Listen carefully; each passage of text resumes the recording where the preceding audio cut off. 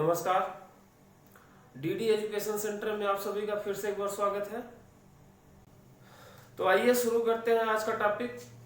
आज डीपीएसपी में अनुच्छेद 46 से 51 तक चर्चा की जाएगी और डीपीएसपी आज पूरा कवर कर लिया जाएगा।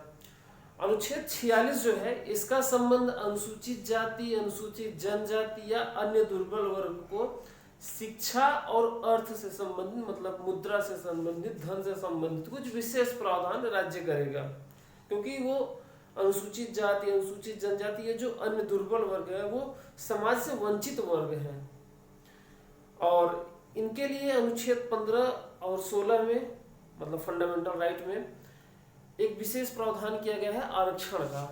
तो एक तरीके से ये जो दबे कुचले वर्ग हैं, जो शोषित वर्ग हैं, जो पिछड़े वर्ग हैं, इनको समाज में मुख्य धारा में लाने के लिए विशेष प्रावधान राज्य करेगा। इसी तरीके से है अनुच्छेद 47। अनुच्छेद 47 यह प्रावधान करता है पोषण और जो राज्य में लोग रह रहे हैं, जो राज्य के निवासी हैं, इनके जीवन की गुणवत्ता को उच्च करने के लिए राज्य कुछ विशेष प्रावधान करेगा। देखिए, पोषण क्या है कि वो महिलाओं और बच्चों के लिए आप लोग देखते होंगे आंगनवाड़ी से न्यूट्रिशन का कुछ सिस्टम मिलता रहता है, और जीवन की गुणवत्ता उच्च करने के लिए या स्वास्थ्य संबंधित पहलुओं पर ध्यान देने के लिए राज्य हमेशा कुछ न कुछ नई नई स्कीमें लाता रहता है। जैसे अभी हाल फिलहाल में चल रहा है आयुष्मान भारत, और लगभग हर जगह पे सामुदायिक स्वास्थ्य केंद्र है, सभी जिलों में जिला अस्पताल है, जिला चिकित्सालय है। तो राज्य अपनी तरीके से अपने तरफ से पूरी व्यवस्था कर रहा है कि हम लोगों की गुणवत्ता अच्छी करें, स्वास्थ्य अच्छा रहे, इसके लिए प्रावधान करेगा। अनुच्छेद 47 में है और राज्य ऐसा कर भी रहा है। अब बात करते हैं अनुच्छेद 48 की। अनुच्छेद 48 में यह प्रावधान किया गया है कि जो कृषि से संबंधित पशु है और पशुपालन, कृषि से संबंधित, जो पहले क्या होता था कि आज तो ट्रैक्टर है, पहले ट्रैक्टर तो इतने उपलब्ध नहीं थे, तो बैलों से जुताई होती थी। तो इन सब के संरक्षण की विशेष प्रावधान किया गया है अनुच्छेद 48 में।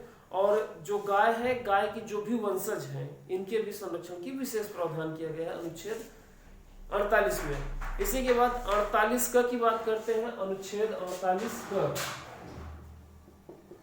अनुच्छेद 48 क को 42वें संविधान संशोधन अधिनियम 1976 के द्वारा जोड़ा गया और इसमें यह प्रावधान किया गया कि वन या जंगल या वन्य जीव का संरक्षण करना भी राज्य का कर्तव्य होगा। इसके बाद बात करते हैं अनुच्छेद 49 की। अनुच्छेद 49 का जो प्रावधान है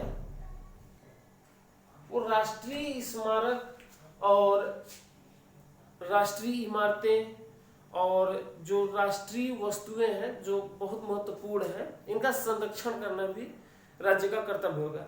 जैसे कि लाल किले का संरक्षण करना या फिर जो भी यूनेस्को की साइट्स में जो विरासतें हैं और जो वस्तुएं हैं, उन सभी का संरक्षण करना राज्य करता है संरक्षण, और संरक्षण करना राज्य का कर्तव्य भी है। इसी के साथ अनुच्छेद 50 है। अनुच्छेद 50 यह प्रावधान करता है कि राज्य ऐसी व्यवस्था का निर्माण करेगा जिसमें कार्यपालिका और न्यायपालिका बिल्कुल एक दूसरे से स्वतंत्र हो और न्यायपालिका पे कार्यपालिका या विधायिका कोई भी दबाव न डाल सके, क्योंकि विधायिका और कार्यपालिका लगभग मिश्रित है भारत में। जो विधायिका है वही उसमें, उसी में से कुछ लोग कार्यपालिका में भी हैं। हालांकि सभी कार्यपालिका के लोग विधायिका में नहीं है, लेकिन संक्रमित है कुछ मात्रा में। लेकिन न्यायपालिका को बिल्कुल वहां से अलग रखा गया है और इसका प्रावधान अनुच्छेद 50 में किया गया है कि राज्य कार्यपालिका और विधायकों को इसलिए अलग करेगा जिससे कि एक जो न्याय की बात की जा रही है वो न्याय मिले, वास्तव में न्याय मिले और किसी के साथ धोखाधड़ी न हो। इसीलिए कार्यपालिका और न्यायपालिका को बिल्कुल अलग अलग किया गया है। इसके बाद बात करते हैं अनुच्छेद 51 की। जो अनुच्छेद 51 है उसमें यह प्रावधान किया गया है कि राज्य अंतरराष्ट्रीय मसलों पे मध्यस्थता की बात करेगा, शांति की बात करेगा, और अगर कहीं पे कुछ दंगे हो रहे हैं कहीं दो राष्ट्रों के बीच में, तो वहाँ पे मध्यस्थता करे। या भारत के किसी अन्य राष्ट्र के साथ संबंध बेहतरीन करे, इसी तरीके से अन्य प्रावधान अनुच्छेद 51 में किए गए हैं। और अनुच्छेद 46 से 51 कंप्लीट होता है। और उम्मीद है कि आप सभी को ये वीडियो पसंद आया होगा। पसंद आया तो कमेंट सेक्शन में कमेंट कर दीजिए, और नहीं पसंद आया तो भी बताइए, सुझाव दीजिए क्या कमियां रहीं, क्या सुधार किया जाए।